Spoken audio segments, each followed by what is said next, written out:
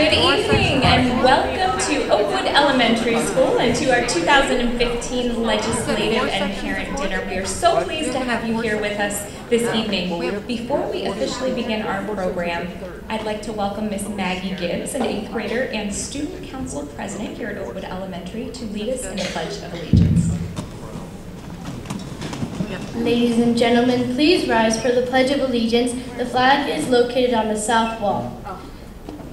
I pledge allegiance to the flag of the United States of America and to the republic for which it stands, one nation, under God, indivisible, with liberty and justice for all.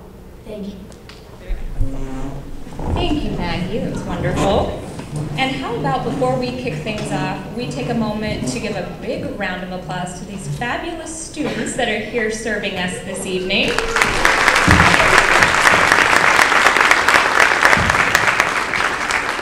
They are a part of the Oakwood Leadership Council, and they are under the direction of Mr. Ben Cohen and the principal here, Mr. Sean Duguid, who oversees that council. So thank you very much, students, for giving up your evening to be here with us this evening. Well, I'm Danielle Airy. I'm the district's director for public relations, and it is my honor and pleasure to be your tour guide this evening as I kind of lead us through the program. It's a pretty short and simple program. We are here to hear a little bit from our local legislators of some very important issues that are impacting public education and impacting the Peoria Unified School District. As many of you know who join us for these quarterly meetings, we do typically have parent organization president's dinner. So the presidents of all of our PTSAs, PTSO groups join us on a quarterly basis, and we have an opportunity to connect with them. We decided about 3 years ago to combine this dinner with our Community Legislative Network, a group of parents, community members, governing board members that get together to discuss issues that also may be impacting us in the education arena and the Peoria Unified School District. So we decided to combine these two together and invite our legislators to come and be a part of this and to let them share a little bit about their thoughts relative to education, and also let all of you, our parents, ask some questions and give your input as well. So we think it's truly an evening that's a win-win for all. So want to thank you all for being there. I also have the pleasure, before we move into that portion of our evening, of introducing a number of people in the room that were able to join us. So if you'll bear with me, I do have quite the list, but some very important individuals that have joined us this evening, so I do want to make sure that we recognize them. I'll begin by recognizing those legislators who have joined us, and of course we'll invite them up in just a moment, but I do want to just make sure you have a face with a name. So we'll begin by recognizing Representative Anthony Kern of District 20, who's here with us tonight. Thank you for being here. Senator Debbie Lesko of District 21, who's here with us this evening. Representative Rick Gray, also of District 21. Thank you for being here. Representative Tony Rivero, also of District 21. And we are also expecting Senator Martine Quezada and Representative David Livingston. So of course, as they join us this evening, we will include them on the panel. They're able to make it. I know it's certainly always a busy day down at the Capitol this time of year, so they may be running just a bit behind. So we'll include them as they come. We also have the esteemed members of our governing board who are here with us this evening. So we're very pleased to have them. Our governing board president, Mr. Matt Bullock, is here with us. Our governing board clerk, Mrs. Beverly Pingarelli, joined by her husband, Dr. Pingarelli, this evening. And as I said, I believe Mrs. Livingston, Ms. Doan, and Mrs. Connect unable to join us, but do certainly send their regards. Mrs. Connect has joined us. Welcome, Mrs. Connect. I didn't see you sneak in. Thank you for being here. And I know Mrs. Connect is joined by her husband this evening, Mr. Tom Connect. So thank you for being here as well, Mr. Connect. And I should mention that Mr. Connect is also here representing the PUPC, our Peoria United Parent Council, and I believe he is joined by Ms. Carbello, or maybe joined shortly by Ms. Kelly Carbello. So thank you to our Parent Council for being represented this evening and for being here. And it appears two of our fine legislators did sneak in right just shy of that introduction. Perfect timing, gentlemen. So a big thank you to Representative David Livingston of District 22 for being here with us tonight. And Senator Martine Quezada, thank you very much for being here as well. And we'll let them scarf down their dinners very, very quickly as we move through the rest of our program so that we can get them up here for our panel. So I apologize, gentlemen, that you'll be eating rather quickly, and we did not place any Tums for any indigestion you may incur at the panel. So I guess scarf with care, I might say. So thank you very much for being here. We also have some great administrators who are here with us. I do want to take a couple of moments to recognize them. Of course, our superintendent, who you will hear from with closing remarks this evening, Dr. Denton Santorelli. Thank you for being here. Our Deputy Superintendent, Dr. Heather Cruz. Thank you. Chief Financial Officer, Mr. Ken Hicks. And I believe I saw a number of our K-12 administrators sneak in. Mr. Bob Keekle, Mr. Steve Savoy, I believe, are here this evening. Thank you, gentlemen, for being here. And it's a room full of some very fine principals and assistant principals that have joined us tonight. So a big thank you. Would all of you please stand so we can give you a round of applause and get you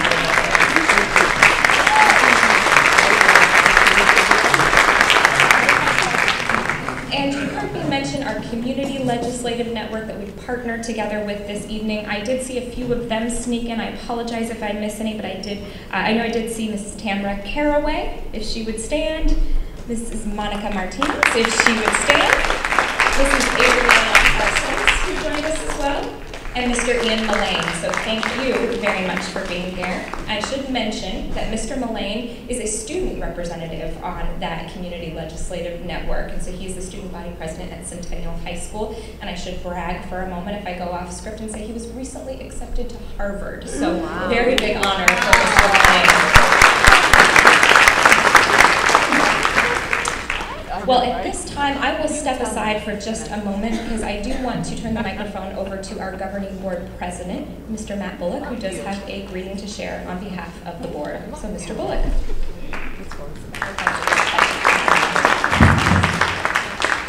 Sorry, whoa, that is. I hate standing still for some reason. It's a childhood thing, so I have to move. I don't know why, but it's a childhood thing.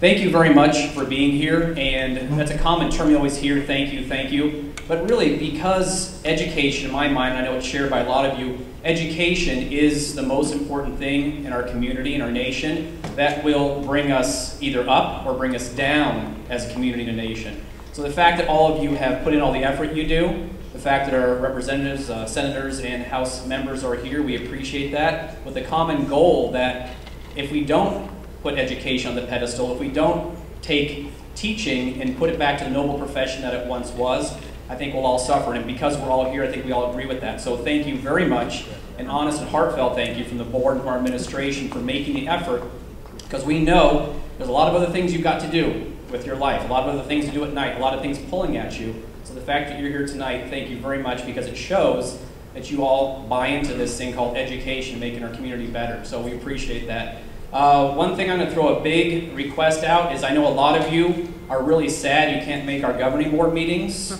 Basically twice a month on Thursdays at 5 o'clock. Some of you are upset. You're like my wife. She's really upset. She loves to hear me talk even more than I do at home.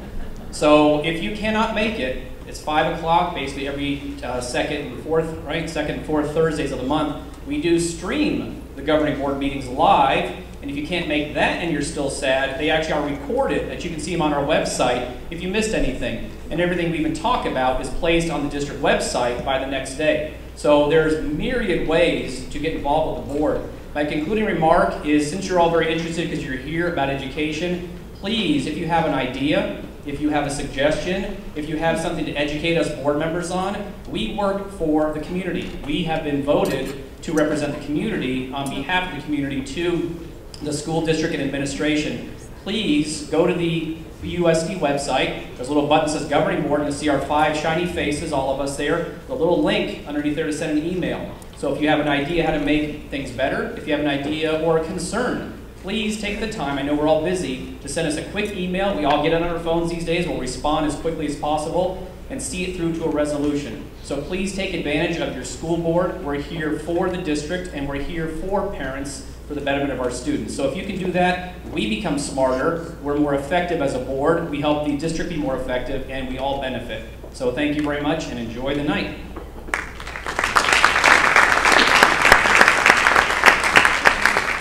Thank you very much, Mr. Bullock. And while you were speaking, it was perfect, because I had an opportunity to step aside and taste this wonderful meal that we have been served this evening. That is a very special thank you to the Oakwood PTSA. They do just a phenomenal job. The caterer is Mary Laney from Arizona Taste Catering, so thank you very much for hosting us this evening. Thank you to that caterer. It was delicious. Well, in just a moment, I will be inviting our legislators to come up to the panel. Before I do, I want to point out a couple of items that you should have been able to take as you walked in this evening. You should have received a handout of upcoming events that are going on in our district, so I want to make sure if you receive that, you take a moment to review those, and especially to our parents, make sure that you know what's coming up and what's going on. You also received this very, very nicely organized sheet that includes all of the legislators, so even those who were unable to join us this evening, that represent the Peoria Unified School District. It also includes their contact information, the committees that they serve on, and the schools that they represent. So hopefully you will find this valuable, and as parents, you will make use of this and share it with others in your community. I believe we also have this posted on our website, or in the process of posting it on our website, so that our community knows who is representing us, who our elected officials are. So very, very important document as well. So do want to point that out to you.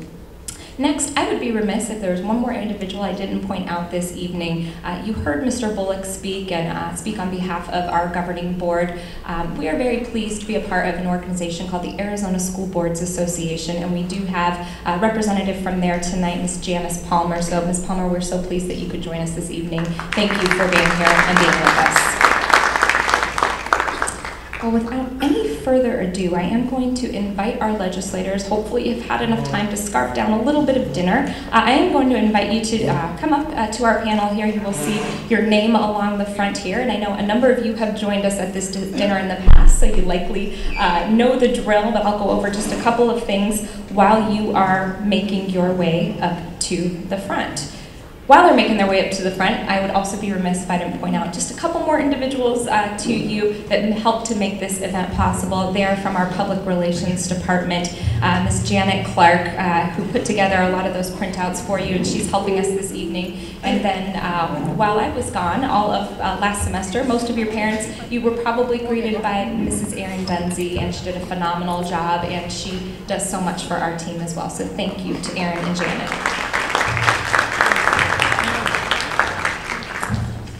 Well, legislators, very fine-looking group we have up here before us this evening. Thank you so much again for joining us. We're so pleased to have you. You have a couple of items up there that I want to make sure I draw your attention to.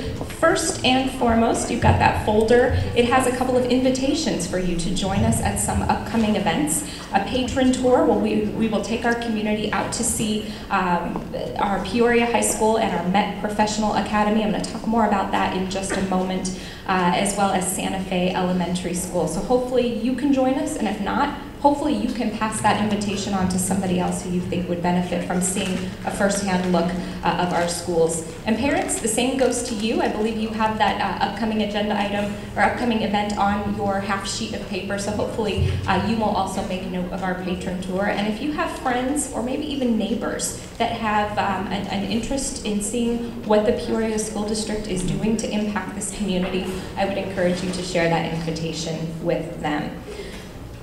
So legislators, are you ready? Because we're going to grill you. Okay. They're not running yet, so that's good. All kidding aside, we're certainly not going to grill you, but you will notice a small gift from us right in front of you there. You'll see a pin. and it's got a logo on it representing our district's 125th anniversary, which is taking place this year. So we wanted you to have that as a little token of our appreciation for being here this evening. It's true, we have been educating students in the Northwest Valley for 125 years, and very, very proud of that. So, without any further ado, I believe I will begin this evening, and we'll go down the line. I want to ask that you take just one moment, if you could, to share with us your vision for education in Arizona. Kind of tossing you a softball to get started here, and if you wouldn't mind just being brief, but just take a quick moment to share that vision, and we'll go down the line, and if we can, we'll begin with you, Senator Quezada. All right, thank you. Well, I want to thank you all for having me here, for hosting this event. This is, I think, my third year that I've participated in this event, and it's always great to come back here. I always mention each year that I'm here that I actually went to this school, Oakwood. I went to Oakwood in 5th grade, and then I went to Oasis just right down the road for 6th through 8th grade, and then I graduated from Centennial. So I am a Peoria Unified High School District graduate. Yes, thank you. And even now, my mother works for the district as well. She works at Oasis Elementary. So I'm always glad to come back. Even though my district is only the smallest part that overlaps with Peoria, I always come back just for that reason, to join my fine colleagues up here. My vision for education. I also want to mention, I also serve on a school board myself. That's actually why I was late. I was at an event in my own district.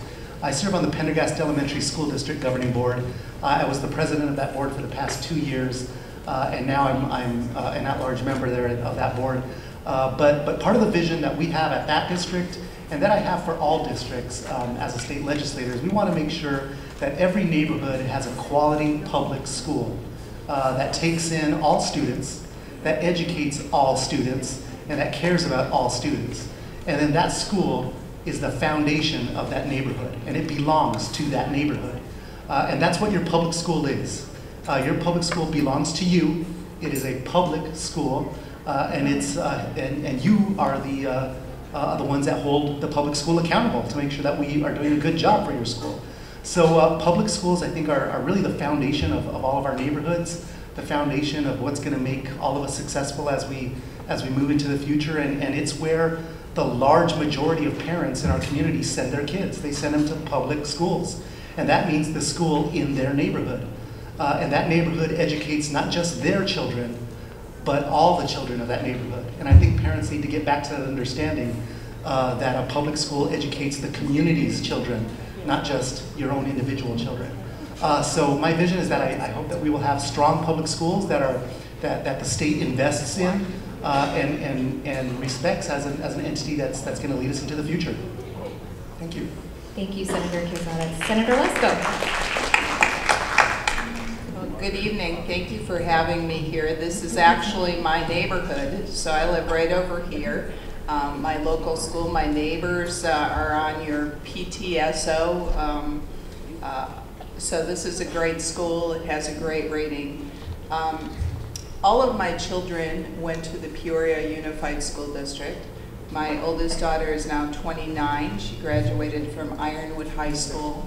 My son is 20. He graduated from Ironwood High School. And my youngest son is 16, soon to be 17, and he attends Centennial High School, and he is a junior. I think the Peoria Unified School District does an excellent job educating children, and I appreciate all your hard work. My vision for education for Arizona, I share with you, and that is that we educate each child as best as we can so that they can succeed in whatever job or career or non-career that they choose to go forth, because we need to compete in the world economy, and to do that, we have to have strong education in our state. Thank you. Thank you, Senator Lesko. Representative Kern, welcome. Thank you. My name is Anthony Kern. I represent the east side of Peoria Union High School District, the Glendale area. I'm honored to be here tonight, and I want to recognize my sister Janelle Bowles and my niece Hannah. I also want to recognize, as I was walking around the tables and shaking hands and meeting people. How many parents, you're not a teacher, you're not a, you don't, other than volunteerism, how many parents do we have here? If you're a volunteer with the schools.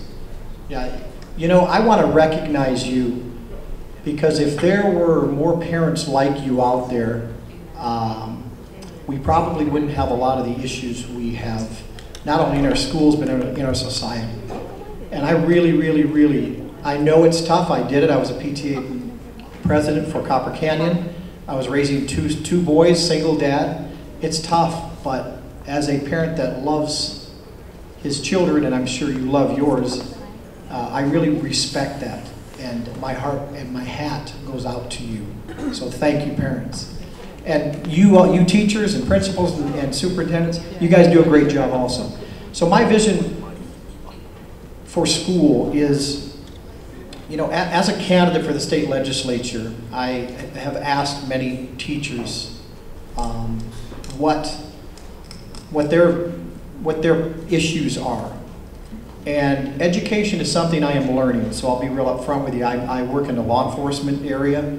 I love, military. I serve on the military and public safety committees, the judiciary, and the Ways and Means. So I kind of wanted to sit on the education committee just so I could learn a lot about how the schools' funding formulas are, how, the accountability for the funds that come into the schools. And so I'm not an expert in the education part of it. I do agree with both my colleagues here that, our goal and our dream is to educate our kids, and an educated student can go far. But in talking to teachers, my vision is to not hear them say, we have to do fundraisers. My vision is for them not to say, we need money. I agree with the governor's speech in that I think we need to seriously look at the funds going into the schools, and my dream would be teachers first, and I'm sorry, but administration second. To make sure those teachers have the tools and the finances that they need to do their job. And when I start hearing teachers say, you know what, I have all the money I need to take care of my kids. If I want to go on a field trip, I can pay for it. If I need paper, if I need pencils, I can pay for that, because I have the funds to do that. Then I would be happy. So I thank each and every one of you guys for doing the job that you do, and for allowing us to be here tonight. And I look forward to working with you in the future. Thank you. Thank you, Representative Curran. Representative Gray, welcome. Thank you.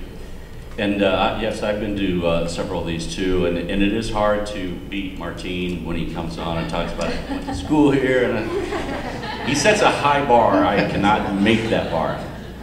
But I have been coming to these each time I was invited because it's important. It's very important. And I will say that I've not yet been, I've signed up for one of the school visits, have not made it because of a scheduling problem, but I have been to the Peoria High School when you had your opening, which that school was phenomenal. I come from a construction background, a plumbing contractor, so when I see sections of walls that are left open and you can actually see, that just resonates with me. We'll be sure to let the architect know. Yes, I talked with some of them that were there, so especially the interior design lady, I like this. And in Santa Fe, I was with the Rotary, and we would give out dictionaries, and that was to me one of the most impactful things is to go and watch these little kids with their dictionaries. And of course, being in Rotary, we would have Centennial and Peoria High School students that would come for Student of the Month, and that to me was the best Rotary Day, because it was just inspiring. It encouraged me that we've got a quality of people that we'll take on where we're leaving off and will actually take us to success. Now I don't come, as Anthony said, I don't come from an education background, I come from a construction background, but being in the legislature, we do have to deal with things. And when it comes to education, I don't know anybody that doesn't want to improve and support our education. Our problem at the Capitol is we've only got so much money. And we've got disabled people, we've got I mean, there's just a host of issues where we've got people coming to us every day with critical needs that need funding. And so for me, one of the challenges I've had is, what do we do? Let's look at this problem holistically. How do we solve this problem? And one of the avenues that I've started looking at and been working on for this last year, it's called the Transfer of Public Lands. We have, in fact, I was talking with our supervisor, Clint Hickman, when he was first elected as supervisor, or actually appointed. And I said, did you know that in Maricopa County alone, we have almost 2.5 million acres that's federally controlled? And he didn't know that.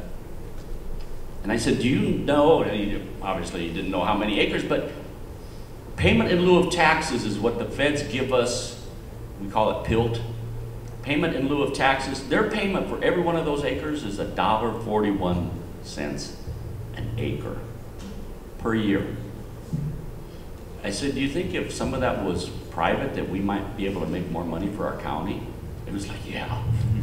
I mean, even if we've got a very small parcel for our house, partial acre, I guarantee you you're paying more than $1.41. And again, when we're looking at education and how we solve this problem, and you know, I've been in appropriation meetings where, you know, being compared with Massachusetts. You know, I compete with Texas, and you know, to bring in business, I want to make sure businesses come to Arizona and not fly over us.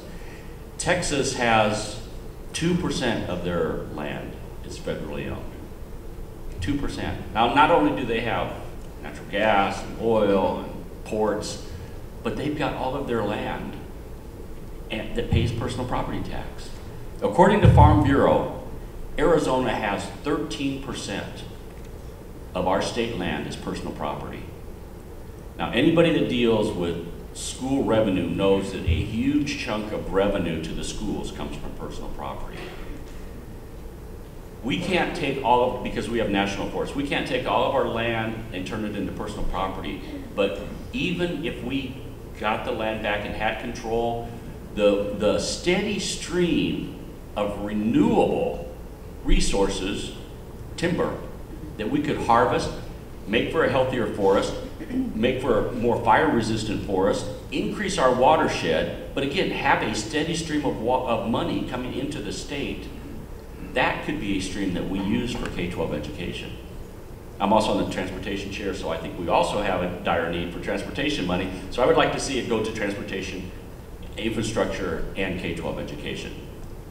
We have to look at what we have as resources, what we have available, and how do we maximize that for the people of Arizona. And I think that's a huge, huge potential for us to bring in revenue that meets the needs that we have with K-12. Thank you, Representative Gray. Representative Livingston, welcome. Well, thank you very much. David Livingston, representing District 22. Tracy and I also live in Peoria and pay taxes to you all. We're proud of that. And my wife Tracy is on her way here. She's stuck in traffic. She is a board member for the Peoria Unified School District too. So in case you didn't know that. This year I have the honor of being the Republican Majority Whip, which means I get to work on a lot of budget issues and help these guys get the bills done, and bills that are important to you guys. I think the vision to me is pretty straightforward. It's helping every child in Arizona reach their full potential.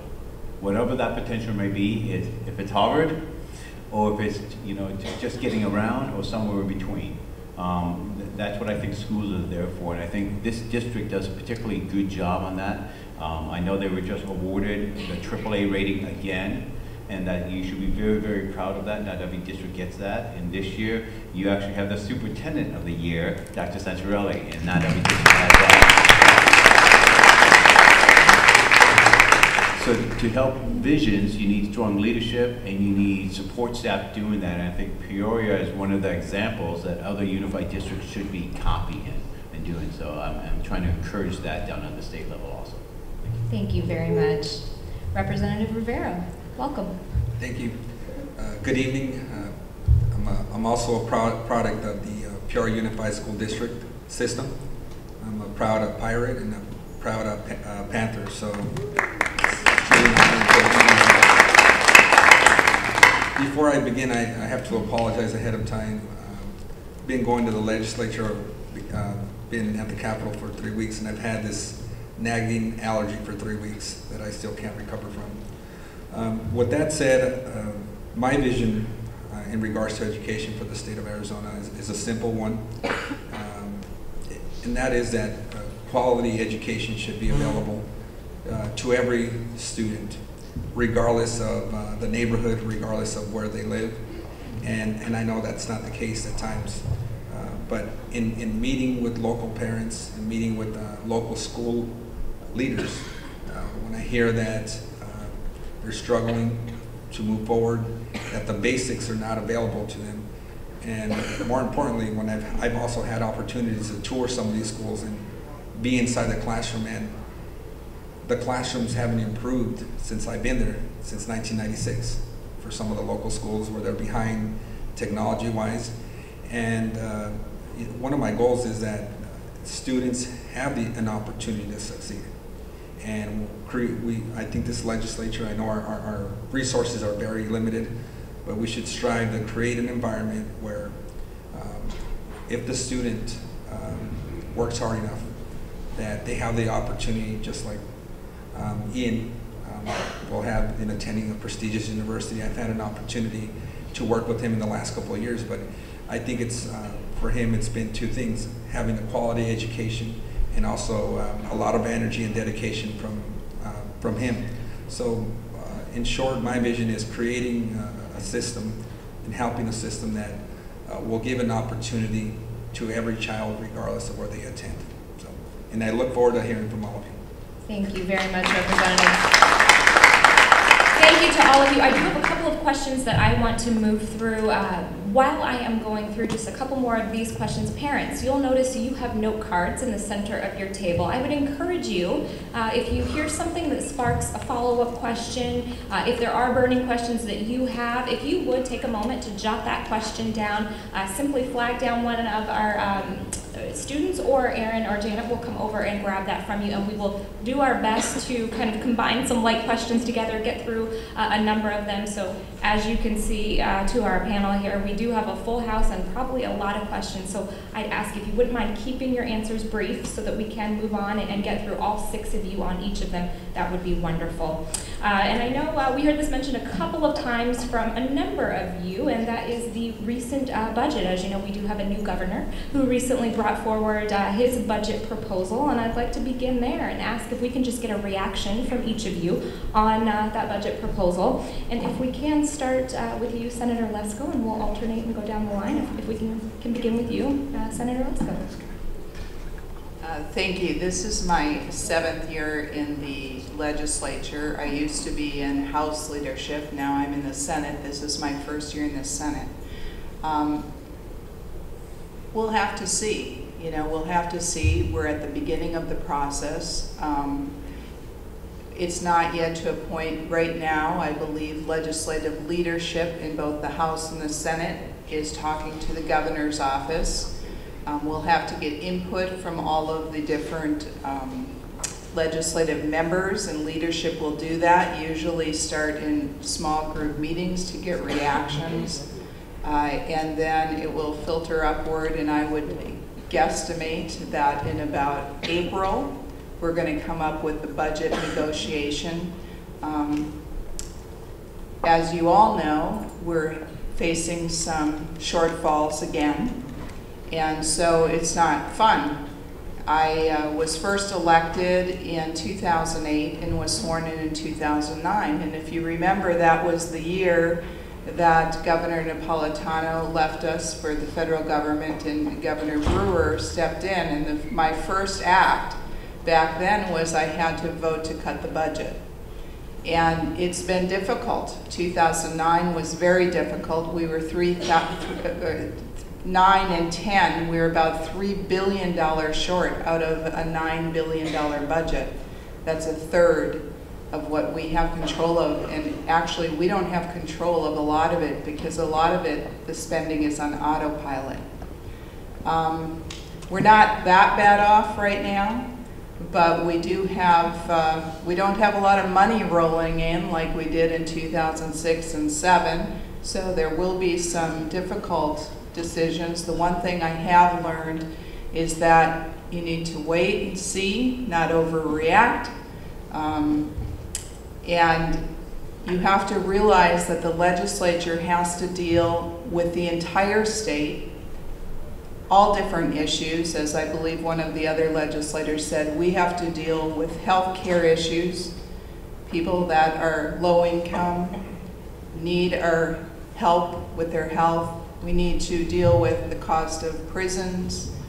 And as you know, we spend about 41 or 42% of our budget, our state general fund budget, on K through 12 education. It is by far the biggest expense that we have, and as it should be.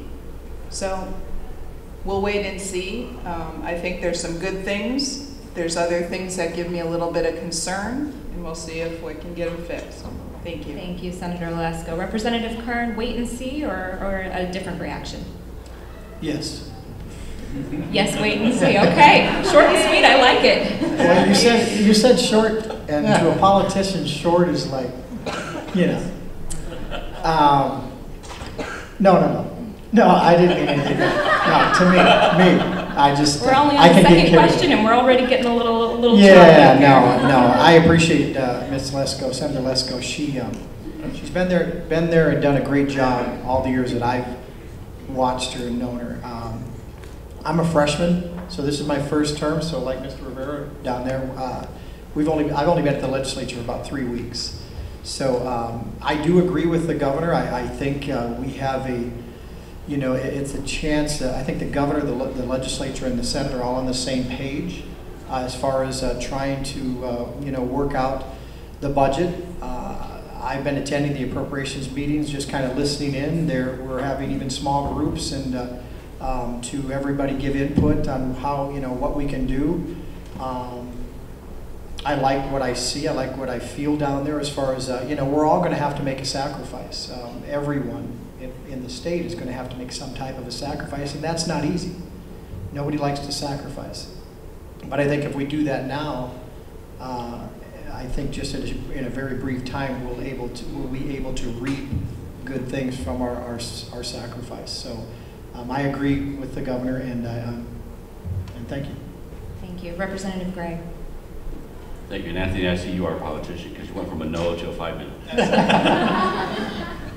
We do like to have fun at the legislature because sometimes it can get a little intense, and so it is nice to be jovial. But I'm on the approach. This is my second term on approach, and we do have needs. I'm a little more hopeful than Senator Lesko. I'd like to see it in February. That's my goal, get a budget done in February. She's more realistic. I'm gonna play the hopeful card. I think we, as a body at the legislature, we are much more in line with the governor. So I think there may be some wrinkles that need to be worked out, but sometimes those wrinkles stay wrinkles. And so I think that's going to be the challenge. You can get in a group of people and they all want to solve the problem, but each one has their own area of interest and they don't want to lose funding on it. So when you have those kind of dynamics, it's challenging because we do only have a limited amount of money. It was interesting at our joint, we had an opening joint Senate and House Appropriations Committee meeting, and the part came up about taking some money away from the veterans. And of course, one of our Approps Committee members he latched right onto that and was opposed to that. I had, and some of our chairmen were saying, yeah, it's, we'll probably be adjusting that. I interestingly had talked to a man who was very involved with veterans organizations in the Northwest Valley about another issue, and that came up, and I talked to him about that. He said, oh yeah, go ahead and sweep that. He said, we don't need that much money, and we really do have bigger issues around the state. And so it was refreshing for me, but I think that's one of the things that we have to do. Where is the money really needed? And nobody wants to take anything away from veterans, but if there is money that would just be sitting there and we could actually use it someplace else, then we need to be prudent with that. So hopefully we will work through that, get that ironed out to where we've got the money going to the true areas of need, and then hopefully as the economy begins to build up, then we see more revenues coming in and it becomes beneficial for everybody. Thank you, Representative Livingston. So this is one of the areas of my focus, and it's a difficult issue, so let me try to just give you a high overview of it. I think the leadership staff and our assistants have been meeting with us and our budget people and the Senate and the governor. I think I'm up to a team of 25 meetings in the last 3 weeks. I think I've done 5 this week so far. And so we're pretty far ahead, but we're still getting it out to the members. And what this is the problem we're in. In 2015, this current year, we're in a deficit. We're not meeting our numbers. In 2016, we're in a deficit. In 2017, we're in a deficit. And we cannot stay in a deficit. They call that structural imbalance. So Governor Ducey has challenged us to fix that and make it so we operate more like a business, and maybe we have a small revenue left over that we could either give back to the taxpayers or put into programs, and he would like that for the 2017 budget. And when we start looking at all these details, which the most important part is when we look at revenue and we project it growing, and if we look at expenses and we project that growing because we're putting more out there, is what is a growth rate? And if we change the growth rate by as little as a 0.5 point, 0.5%, that's $500 million to the budget. So when we project a growth rate and we don't hit it, it's a really big deal. In the last couple of years, we have not been hitting it. With that said, I think Governor Ducey's budget that he presented to the House and the Senate is probably the most conservative, most accurate budget that has been given from a governor to us in at least 15 years. So we are very, very excited that we are working very closely with the governor's staff right away. I mean, we had meetings before he was sworn in and before we were sworn in. Because the leadership staff, after the election, we knew what it was going to be in November. So we're on this, but we do have a lot of work to do. And we're going to try to do the right thing in all those categories for you. Thank you. Representative Rivera. In regards to the budget, there are some areas that I agree with. There are some areas of concern. And I've been, just like my colleagues, meeting with a lot of groups who are concerned or have their own ideas about the budget. And there are a lot of different ideas, a lot of issues, a lot of different organizations. I do want to assure you that for me, education is at the top. And it's a long process. We've just begun that process, and I'm looking to learn. And as I've mentioned to members of this of the school board and leadership in the Peoria Unified School District, that I'm open to meeting, learning from you, just like we are tonight. So my offer is still on the table. I want to learn, and I look forward to meeting with you. Thank you. Senator Quezada, and then we will move on. Reaction to the budget. Yes. Well, I think in general, as one of the only members of the minority party up here, which is always a thrill. But happy you're here. Yes, I love you guys too. Our initial reaction was that we were concerned about this budget proposal that the governor put forward. At the end of the day, K-12 education does take a hit in this budget proposal. It does. When you do the math and add it all up, our schools are going to take a hit.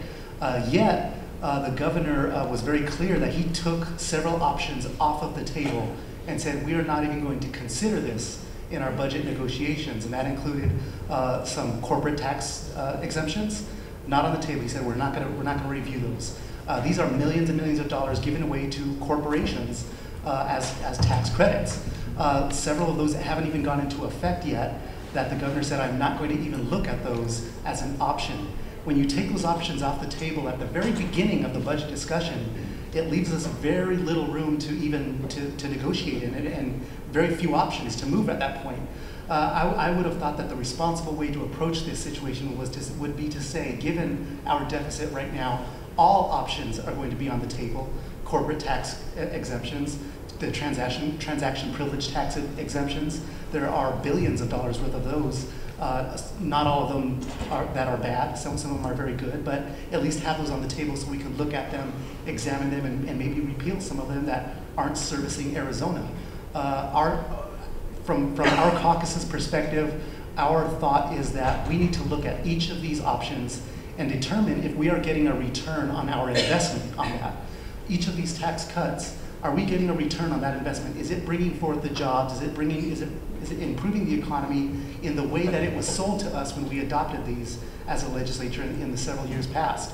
Part of the education budget, again, that really troubles me specifically, is that the governor used a very nice hashtag, classrooms first, when he rolled out this budget. But what he's doing is he's taking away, he's requiring that money is going to be taken out of administrative costs.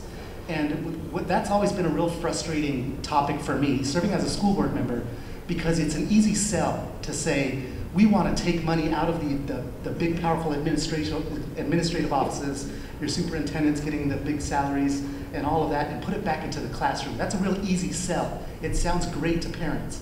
But the reality is that a lot of those administrative costs are very, very important, very vital services that are benefiting your kids. Those include things like special ed directors, coaches, nurses, anything that benefits your kids that's not a teacher. A lot of that is lumped in as administrative costs.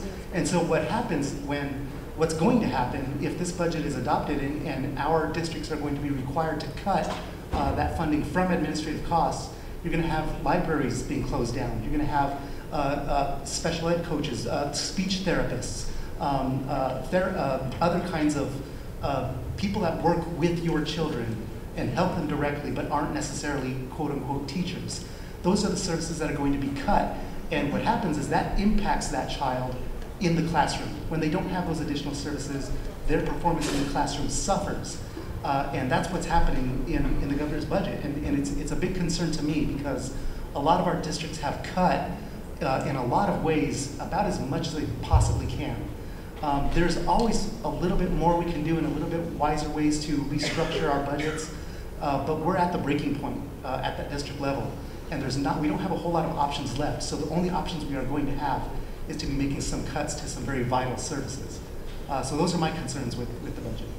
Thank you, Senator Quezada. And actually what you just said really does kind of dovetail into the follow-up question that I had for that I was planning to go to next, but it looks like our parents also have some things to say along those lines. So I am going to go, you mentioned the hit to education that you believe this budget proposal makes, and it looks like we do have a couple of parents saying they are feeling like public education is getting shortchanged in this current budget, and even one parent not even asking a question, but just saying in particular a note to our senators, I would like to make a request, remember the children when you are speaking. The only voice that they feel like they're hearing sometimes are the decisions regard to the budget. So just a general reminder to remember the children. So many of these may be representative of some of the concerns that our parents or our community are having regarding what the needs are.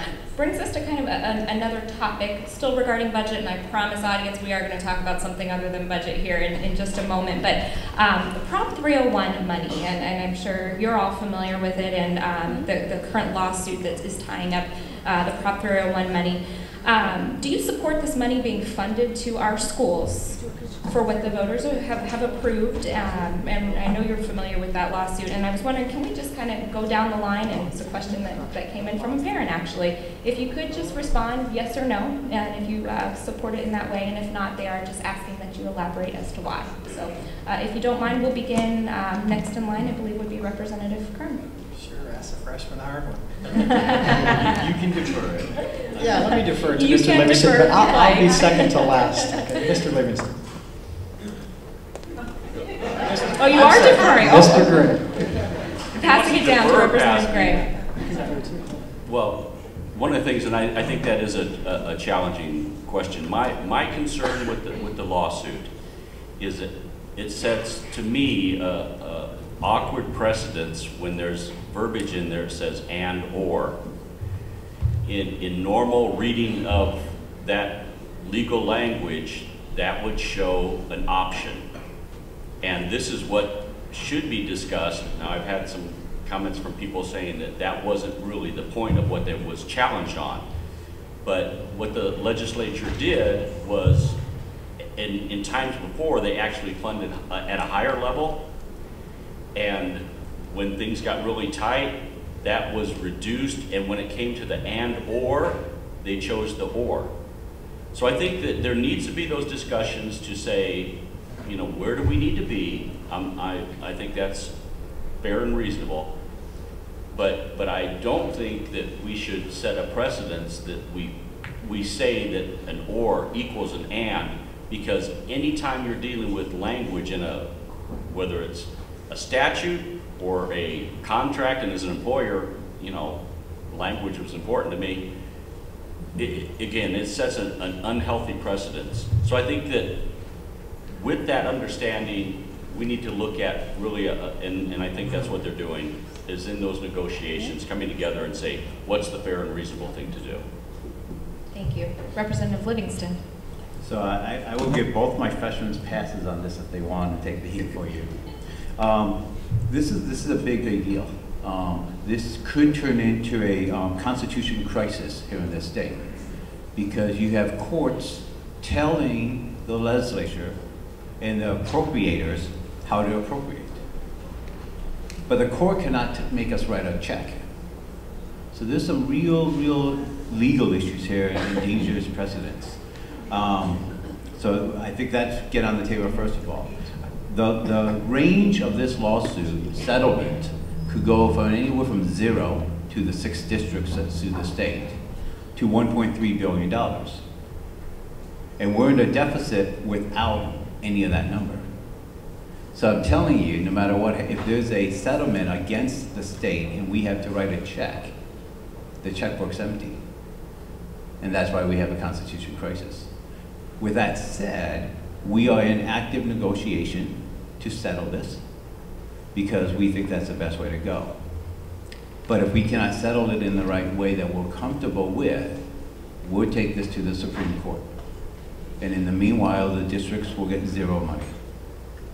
So that just needs to be said, and the folks that have seen me many times and live in my district know that I consider myself brutally honest and very direct. And sometimes it's a little hard to take, but it allows me to sleep at night, and the people that come to see me and ask questions know they're going to get honest answers. And that's how I live my life. So trust me, I don't like all the answers I receive either, but I like being honest. So that's the best answer I can give to you tonight. Appreciate that, Representative Rivera. Thank you, and I'm not trying to shy away from the issue, but it is a new issue that I'm studying, and all I can say at this point is I hope that the two sides reach a consensus, and I look forward to moving beyond this issue soon. Thank you. Senator Quezada. To answer the question quickly, yes, I do support providing that money, not because it's what the court told us to do, but because it's what the people told us to do. This is you, the voters, that told the legislature this is where we want our money to go. So I think there's a couple of statements that we've heard that I think we need to counter a couple of times. One, the court's telling the legislature what to do. This is not the court telling the legislature what to do or how to spend the money. This is the court reminding the legislature that the people told you what to do and the people told you where to spend that money. That's what the court is telling us. It's not the court forcing us to do anything. It is you, the voters, and you, the voters, when you adopted Prop 301, you told us where you wanted us to invest your money, and we didn't do that here at the legislature. Then another thing, the precedence about the and versus or. I appreciate that because it's an interesting argument, and it's a complicated one, and it confuses people. And I think a lot of times I think that's the intent. But in reality, I think there's another precedent that's even more important than the clouding and versus or. And that precedent, again, is not doing what the voters' intent was. The voters' intent in Prop 301 was and that's very clear. That's what the voters wanted. In fact, the state's own lawyers, the lawyers that represent the Republican members of this panel, they agreed in that lawsuit that and or was not an issue to be debated because I do disagree with that strongly, so you know, sir. Strongly. So that issue is not before the court. I mean, he can disagree all he wants, but it's not before the court because the lawyers didn't put that before the court. So at the end of the day, it's very simple. The people wanted us to invest in our schools. We did not do that. Now we're at a situation where the court is telling us that, reminding us that this is what the people wanted us to do. And so we have an opportunity now to settle. And again, we had the opportunity to settle, and the state chose not to. So the members that are fighting this issue chose not to settle. But that settlement was on the table. There was a settlement on the table. This appeal that's moving forward is just a delay tactic so that we do not have to give that money back to our public schools. And I've heard that come straight from the president's mouth. I was meeting with him this morning, and he said we're gonna delay this until next year and deal with it next year's budget. And that's the whole process of the appeal. But at the end of the day, this is a losing battle.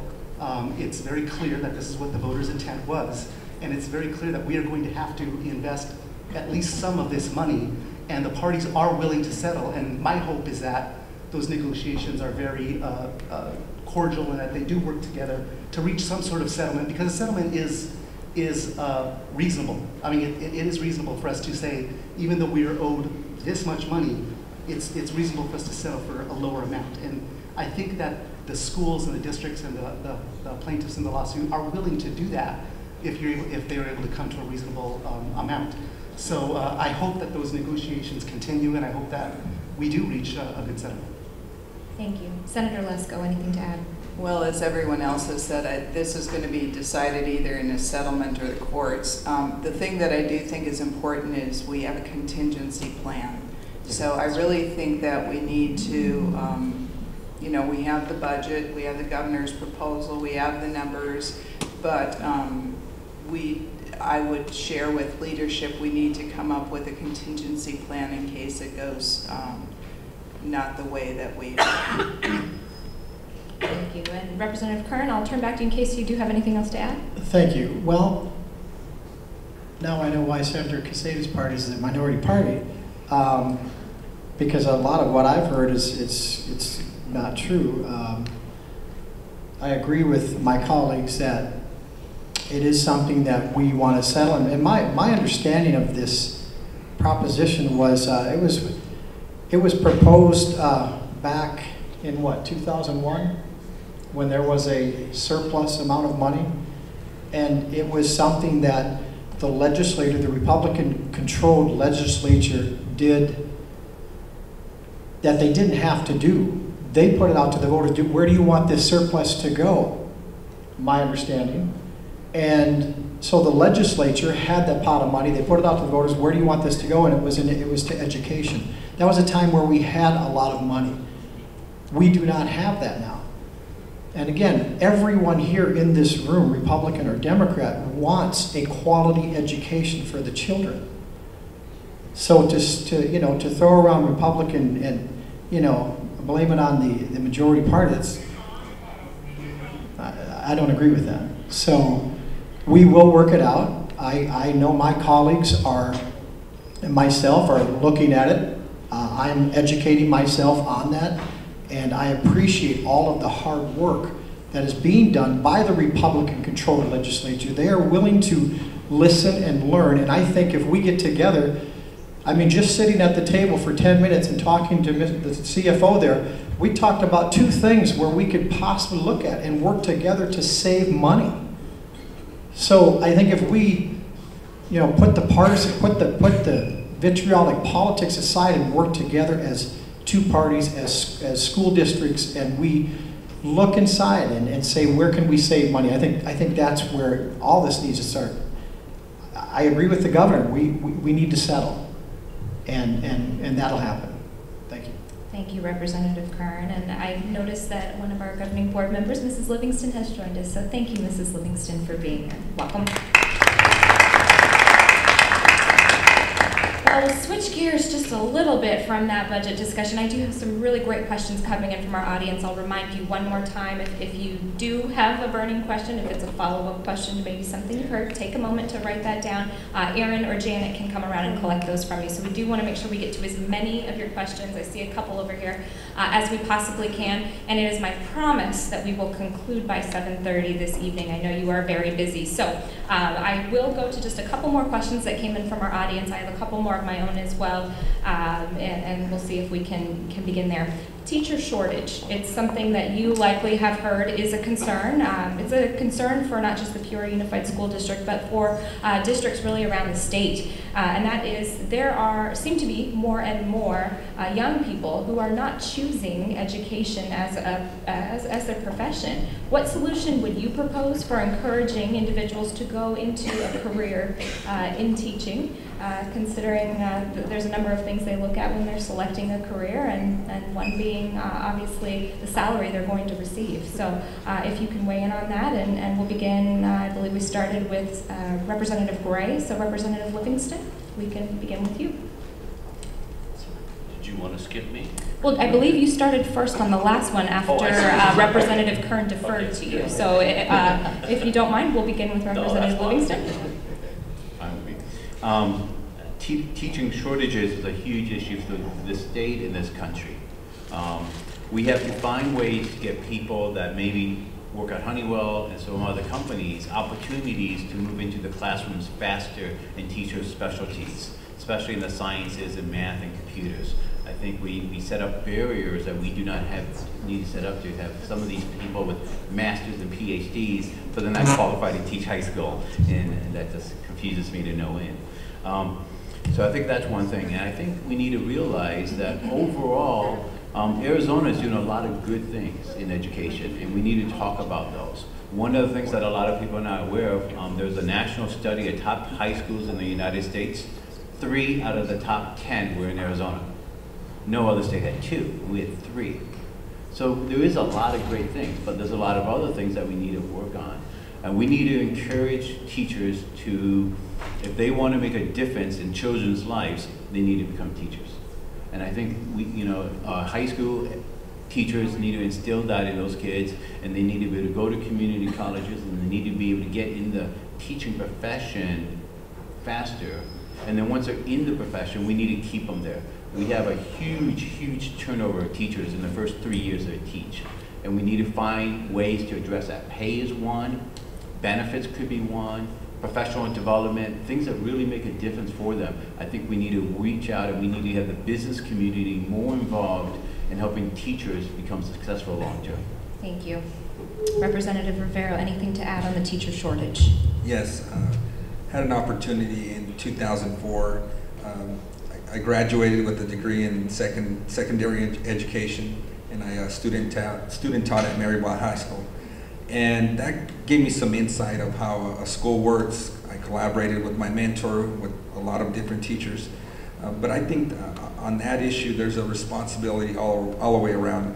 A responsibility from our government to make sure that our schools are well funded, but also as a new parent.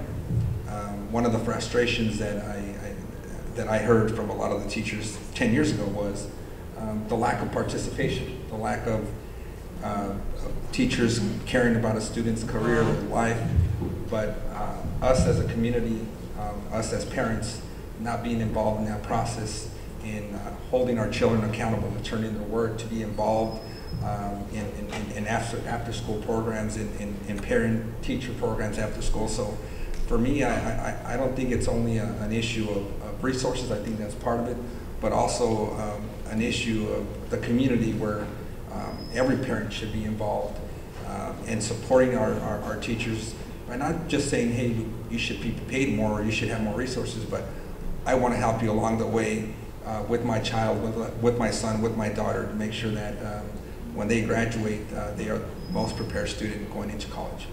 Thank you. Senator Quezada, anything to add on the teacher shortage? Yeah, I actually agree with a lot of what Mr. Livingston said. I mean, it really does come down to a lot of those things. teacher pay. Senator, can I interrupt you to have you move your microphone just a tad closer? Thank you. Teacher pay, teacher benefits, professional development. Those are three things that our educators, and I call them educators, that they deserve and that they need in the classroom. And I like to call them educators as well, because I think we also need to, from a state level, we need to give our educators the respect and dignity they deserve as educators. This is a profession. It's not a job. It's not something that someone picks up, and says, "Oh, I'm going to be a teacher this year."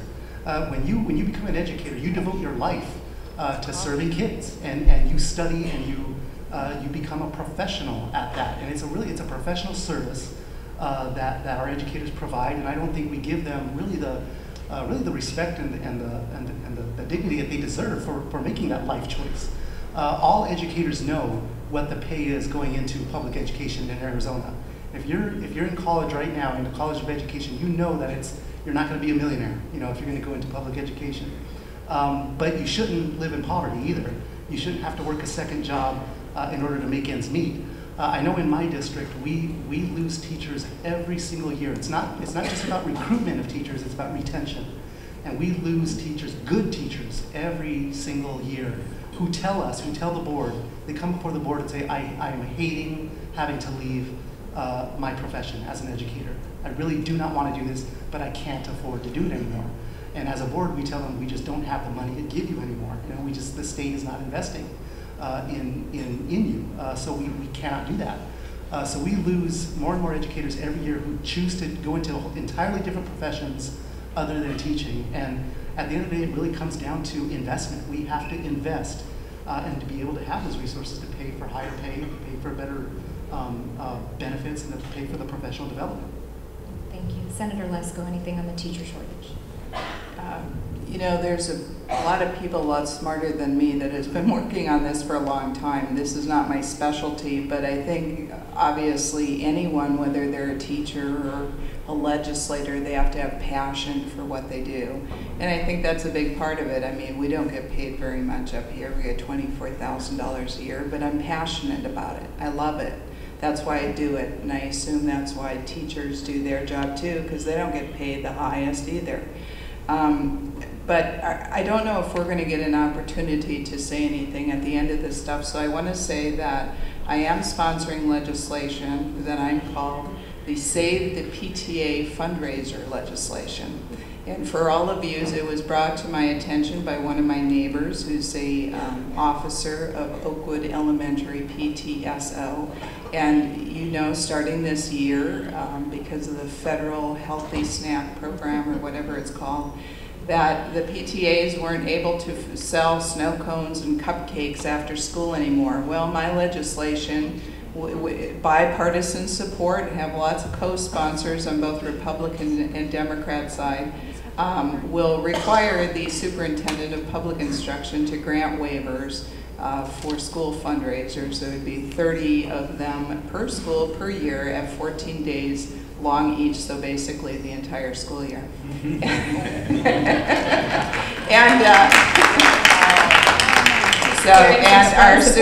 And our superintendent of public instruction, Diane Douglas, I got to speak with her briefly on it. She hasn't seen the language, but she is supportive of the cause. Thank you, Senator Lesko. Representative Kern, teacher shortage, anything to add? Yes, I'd like to just add, I'm listening to the responses, and I agree with Senator Quezada and Representative Livingston. I'm thinking back to my own childhood, and I remember teachers. I could name every teacher in every grade because they all had impact in my life. I used to go to a Catholic school, and the nun that I had impact. They would say things that just come to, that I would keep in my heart. And they were good things. I wasn't a mean little kid. But it was, just the impact that a teacher has on a life. And teachers have had impacts on every life in here. And the profession is, it's a phenomenal, honored profession. And I wish, to see teachers pay, in line with representative pay is, not good at all. They get more than us. Not much more as a baseline. But, you know, one thing I would like to see, and just a thought in my head, is that performance pay, or pay for performance. In the police departments and in probably every profession out there, there are people that, you know, kind of play the system, and there's people that have been maybe in the profession for a long time, and, you know, they just, they're not really into it. I would like to see that, you know, their salaries given to the ones, like Senator Lesko said, the passionate ones. The ones that really want to go in and make a difference in these children's lives, in these high school children's lives. You know, just something to look at, because I know that there's probably not every teacher out there is passionate. I think 99% of them are. You know, increase the benefits, increase the pay. I would be all for that. And anything I can do as a state legislator to help in any way the teachers' pay and to raise that pay, I will be, my door is always open. I will always be on the side of raising that amount, raising the benefits. Thank you. Representative Gray. I've been in the legislature for 4 years now. A couple years ago, I had met with a lady from Expect More, Arizona. Are you all familiar? Is everybody here? Yeah. It's a pro-education group focused on improving, getting money to education. But I met with them because as a legislator, I'm asked questions all the time. How do you fix this? And I came out of a field where I was the expert. And you have a problem, I can fix it. Into a field where we deal with such a huge diversity of topics that I'm not an expert on, but we're challenged to come up with answers. And so I met with her, and because I wanted to pick her brain. I wanted to find out. I was trying to vacuum up information. And she had made a comment that, you know, you guys have done some good things with letter grades for schools, and she mentioned a couple things. And I said, my question is, why do we have to come up with that? Yeah, and I was reading the stuff on Florida. Florida had done all this reformation, and I was reading up on Florida and what they did, but my question was, why do I have to come up with those? That's your profession. You're the experts. So as educators, you should know, hey man, if you did this, man, this would pull people in. And so that's my challenge is, we need your innovation. I happen to be at a conference in Boston on education. Janice Palmer was there. And in this, they were talking, it was actually a Jeb Bush conference, Foundations in Excellence. And there was a teacher talking about like an apprenticeship program. And it coming out of a plumbing background, I thought that would be great.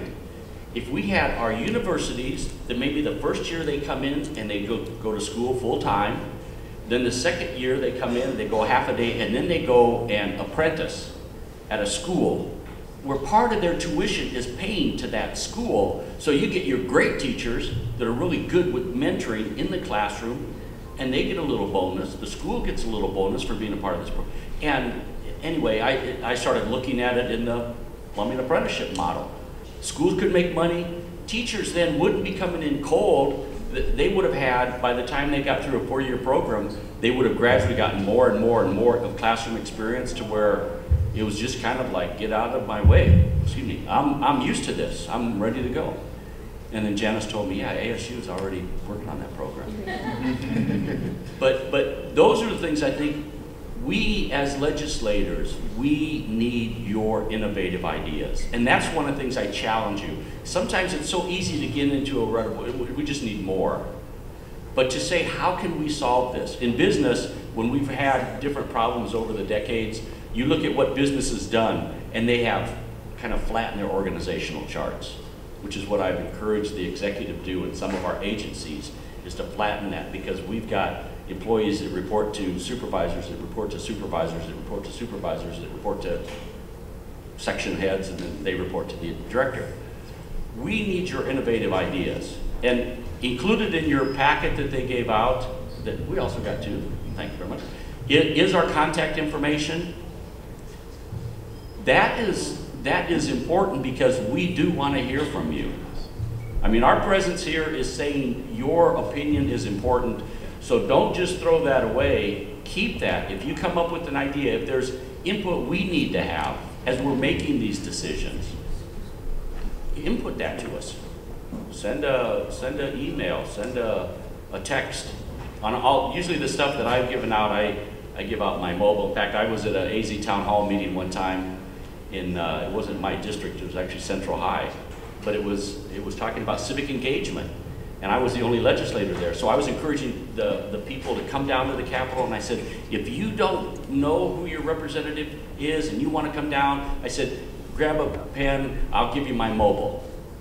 And I gave everybody, I announced my mobile. And afterwards, there were a couple people who said, boy, that was kind of gutsy. And I said, no, you know, it's sad. Nobody will take me up on it. You know, I want the kids to actually get invested. We've started a Capital Scholars program, which I think we're working with, or we've got some contacts with PUSD to maybe bring some of your students in to where they actually go through that legislative process. But we need your input on these ideas. Thank you. Thank you to all of you. And unfortunately, we have far more questions than we have time to get to. In fact, we have a number of questions from your constituents here on issues like economic vitality and charter schools. And unfortunately, we won't get to them this evening. But to our legislators, I might ask if it would be okay with you that I send you some of those questions that have been asked by multiple members of our audience here tonight. If you have a few minutes in your busy schedules that you would take an opportunity to respond to those via email, I will make it our commitment to share them with all of our parents because I know that they are very important. I thank you very much for your questions. I certainly wish we could get to all of them. In conclusion, and we'll go through very quickly again because we are running very short on time. We talked a lot about a number of issues. We talked especially a lot about funding, which of course is critical. When you look at where our students in the state of Arizona are choosing to send their choosing to attend school, you see families that 87% are selecting our public schools, 13% of which are selecting our charter schools.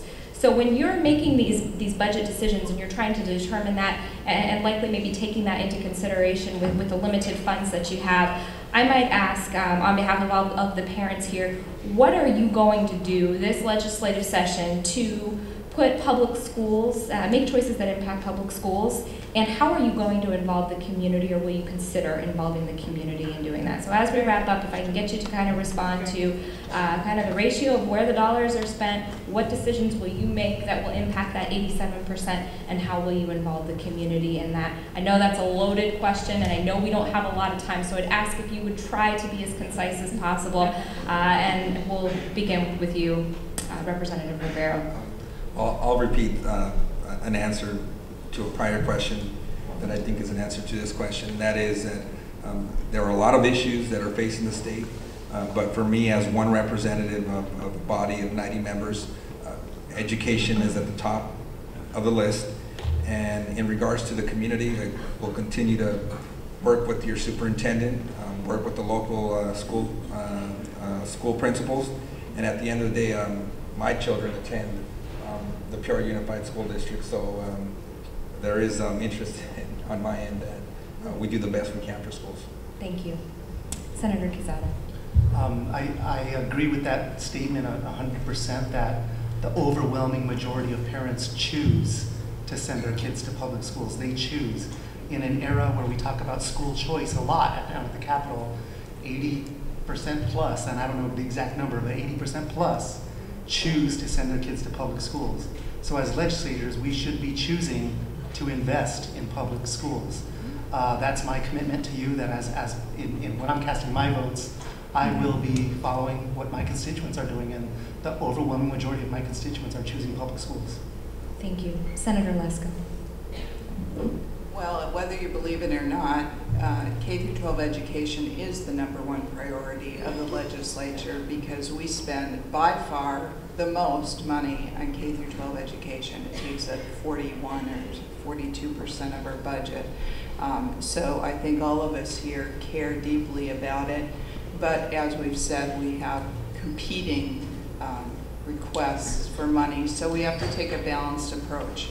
I think another part of your question is, what do I plan to do to reach out to the community or something like that? Well, things like this. I come to a lot of events. Every month I send out an email newsletter, so if you want to get my email newsletter, I have a card, we can, or you have this information here, send me an email, say I want to get your emailed update. You can call me. I give out my home phone number. I gave it out to a few people here with my card. I'm always willing to meet.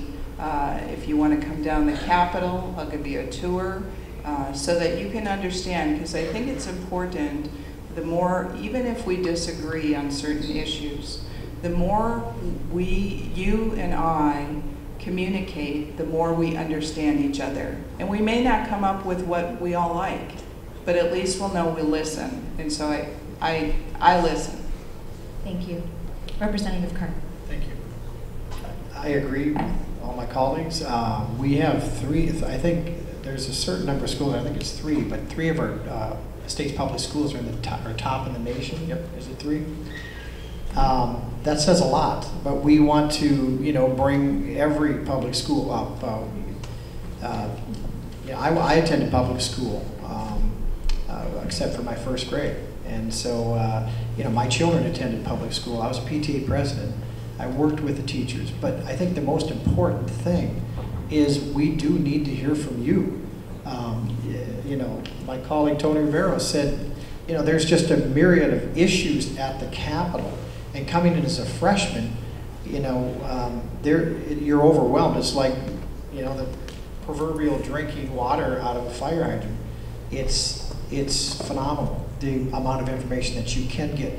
And what I do, and I'm sure my colleagues do, is you come in and we will listen to you. Our doors are always open to any parent, any class, any principal, any superintendent, and anyone in between. We will listen to your concerns and we will write them down and we will take note. As Senator Lesko said, we may not always agree, but at least we'll know where each other's coming from.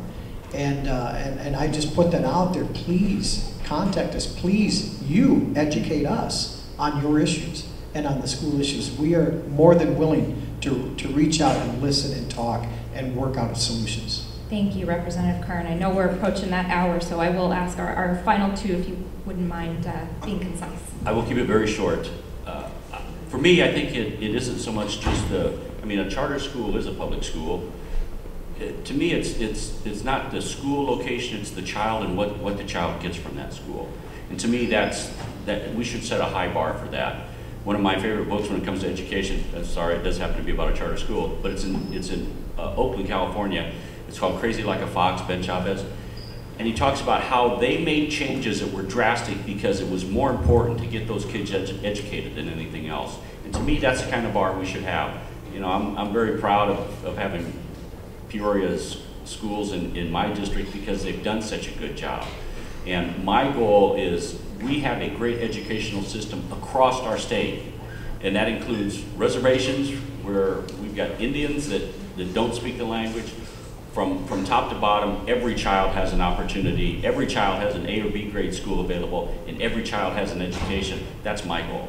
Thank you. Representative Livingston. I think this is a great question because it ties into the very first question you asked us about what our vision is for children. So this is the vision of the state that we're representing also. For me, I do not care what school the child goes to. If it's a public school or a private school or a charter school or a home school, I want the best for that child. And I think it's up to the parents to choose that. And I want to have the schools compete against each other so they get better and better. I think what you could see in the next 5 years is a lot more specialty schools within the public schools and the private schools. You could have schools that really help kids get certificates so they can get jobs right away, or in the arts, or in the sciences, and we're seeing that, but I think you could see a lot more of that. And I think that will be competitive between the different schools to go after the students, and I think that's a good thing. What we're doing, if we don't have a balanced budget, if we don't fix the structural deficit, and then there's going to be continued cuts. And that is not good for the state, and that is not good for the schools. So the number one priority that the team up here can do is balance the budget. The net growth in the governor's budget for K-12 is $11 million. It is one of the smallest net growths in the last 10 years. But it's still a net growth. And that doesn't, you know, when you look at the 240 some school districts we have, it is not very much money. And I think most people realize that, but that's just the reality of it. I want to thank you guys for doing this. We reach out to you all the time. We do emails. I did 2 different groups kids were down on the Capitol today, and I gave them tours. And I would do that anytime. It's one of the most fun and enjoying thing I do is showing them around and explaining it to them and asking them the questions. And it's amazing, as the teachers know, the kids, we ask you anything, and they do. But the parents do too sometimes too. So please bring your kids down. Please come down and see us. Our doors are all open, all 6 of us. Thank you. How about a round of applause for our panelists? Thank you. And gentlemen, and certainly lady as well, we will invite you back to your seats. While you are making that transition back to your seats, I do want to ask our superintendent, Dr. Denton Santorelli, and I'm certainly glad it was mentioned that he was National Superintendent of the Year, because he gives me a funny look when I mention it every time. But he's here to speak with you this evening, Dr. Santorelli, for some closing remarks.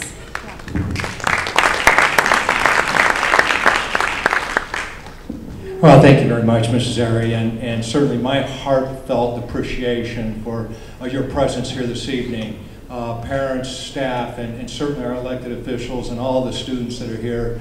There is no greater calling than helping ensure that we are properly preparing our students for success in an international market. I just want to continue to emphasize the fact that our teachers need the tools that will allow them to be internationally competitive with their students. They need the resources that support their ongoing professional development. They certainly need the training, and they certainly need the textbooks and technology that we all know is going to help them with their work with students. Whether we're talking about private, charter, or public, our mission is all the same: provide the very best for our students. I do worry. I've been doing this for a long time. Just a couple of things that we've noticed over the last 4 years are unprecedented cuts, and we certainly recognize the importance of that. We continue to hear things that we have to reduce overhead and non-classroom support, and I can tell you that we've cut over $30 million of non-classroom support in the last 4 years. Reading intervention, gifted teachers, librarians, instructional coaches, and I could go on and on.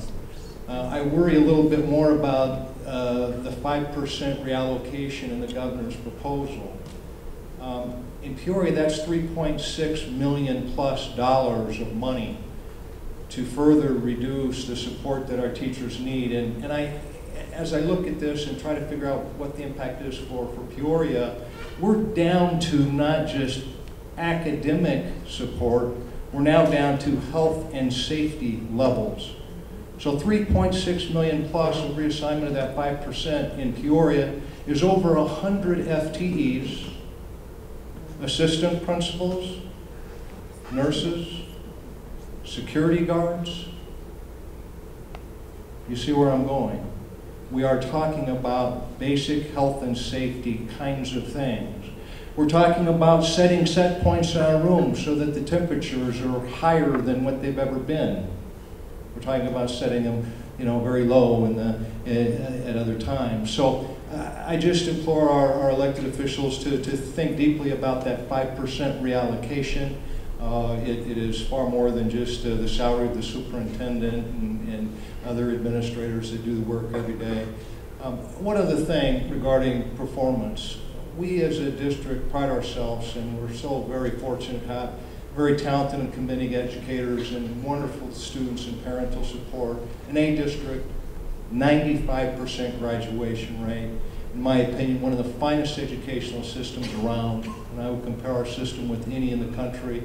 And I pride myself because of the work of the people in this room and throughout the district. One thing that was part of the budget for this year was student success funding. And as some of you may know, that student success funding was just what I think some of you mentioned by way of that performance incentive that went to districts that were performing above the bar. And this year, that performance money for student success for our district was about $800,000.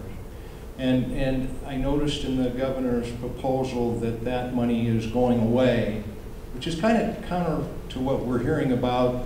Do better, and you know, you'll have opportunities to further reward and reinforce. And I have a lot of questions about where that money's going, and you know, I'll leave that for another conversation.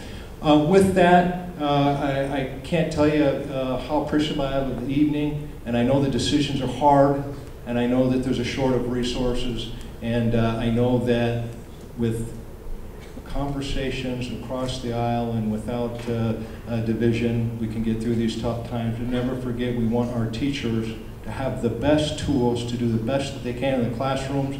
We send our soldiers to war with the equipment they need to be successful. We send our firefighters to fight fires, the protective equipment and fire hoses. We're not sending our teachers into our classrooms to do what they need to do. With that, with all due respect to all of your time, I can't tell how much I appreciate you being here. It sends a wonderful message about the importance that we all place on the future of this great country we all live in. Thank you very much. Ms. Yard. Thank you, Dr. Sanarelli. Thank you to all of you for hanging in there. I know we did run a few minutes late. Big thank you once again to Oakwood Elementary. If you liked what you saw tonight, a quick note that we have filmed this evening, and so we will be making this available to our community. So we will be putting this on our YouTube channel. We will make sure we send it out to all of you, and I hope you will forward it on to others and to other parents in your community as well, so that they can hear from our legislators. So thank you to Mr. Colley and to Lee, who is here tonight helping us with the sound as well. Big thank you to all of you. Please enjoy the rest of your evening, and we look forward to having you back at our next parent dinner for all of our parents here. It is on April, wait for it, 1st. It's not April Fool's. It really is truly on April 1st at Desert Harbor Elementary School. So big thank you again to all of you for being here. Have a great rest of your evening.